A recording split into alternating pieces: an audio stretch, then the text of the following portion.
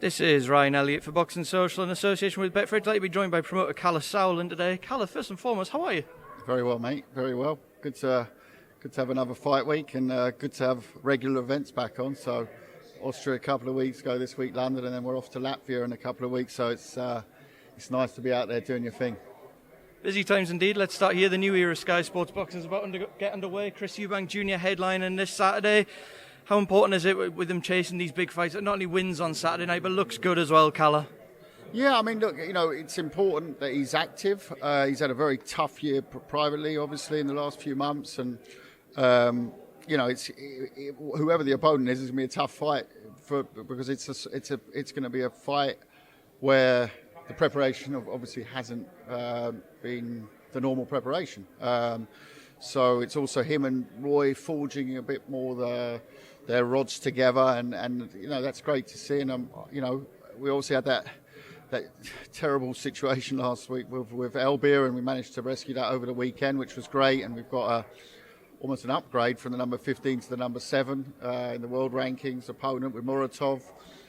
And Eubank, he's been in the big fights already, and he's chasing those big fights now, and it feels like ages ago since he beat James DeGale on the big stage, and that's what he wants. So this is the road to it. Obviously, we were very set on that big fight to come around now, and then we had the other setbacks on the road. That happens in life, and that happens in boxing.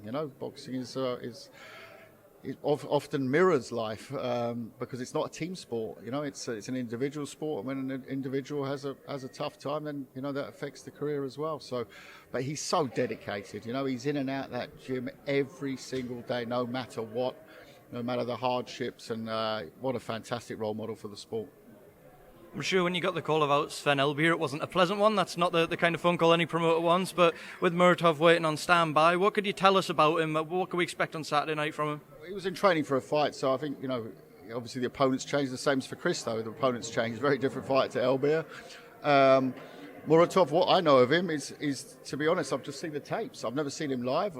He looks good on tape. He hasn't lost in 7 years. Number 7 in the world.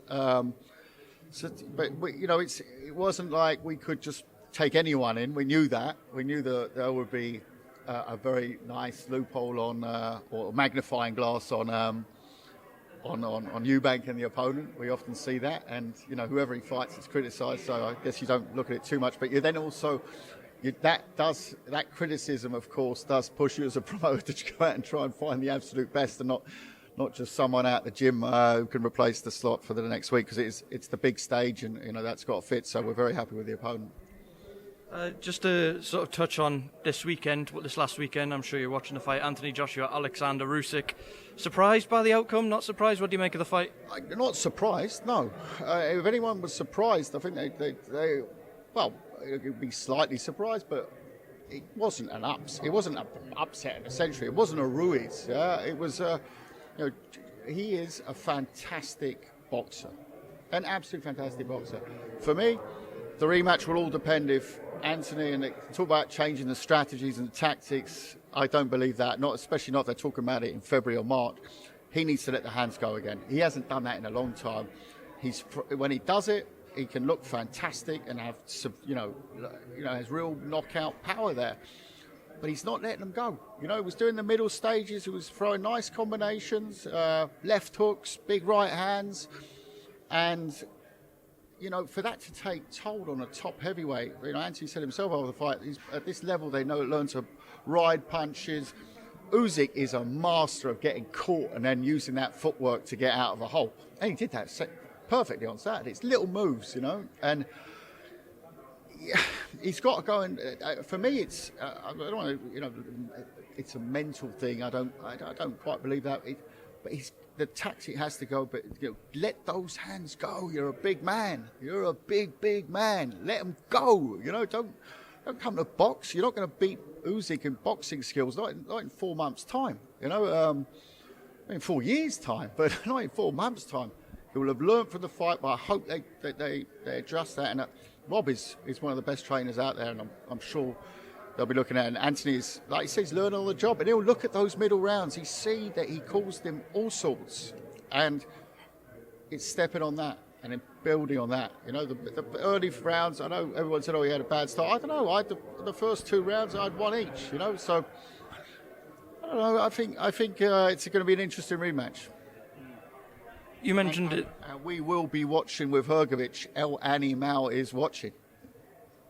In terms of Anthony Joshua, you said it there. Everyone seems to be saying you need to let your hands go more in that rematch. Do you think that we've seen a different Anthony Joshua since the first Andy Ruiz fight, that maybe is a little bit more gun shy these days? A few people have said that to me. I'm not so sure. You've got to always look at the opponents as well. I mean, with Pulev, he let him go. He didn't finish him straight away, which he might have done earlier in his career. Maybe he's learned to step back a bit. He did in the Ruiz fight. He got him, and then he maybe was on him too much and got caught. And that unfortunately happens. And I think to get over that, it's very difficult for us, sit here and say, go, let the hands go. And, he knows that there could be a counter coming off a 200-pound plus guy. That's very easy for us to sit here, shiny suits and say, let him go. We don't have to go and do that. Good luck to Anthony for the rematch. Good luck to Usyk. Terrific ambassadors for the sport. And that was a great fight for heavyweight boxing, because it showed the parity of how fights at that level, that's what you want to see. You don't want to see a fight where the other one, that's what I don't like when they say, was an upset. It wasn't an upset, it was a 50-50, maybe a 60-40 going in because it was in the UK. I don't know. But it was anyone who says it was an upset is wrong. You mentioned there El Animal is waiting in the wings, Filip Hrgovic. What do you think he was thinking watching that on Saturday night? I think Philip would have been impressed with the level, like any heavyweight should have been. It was a great fight.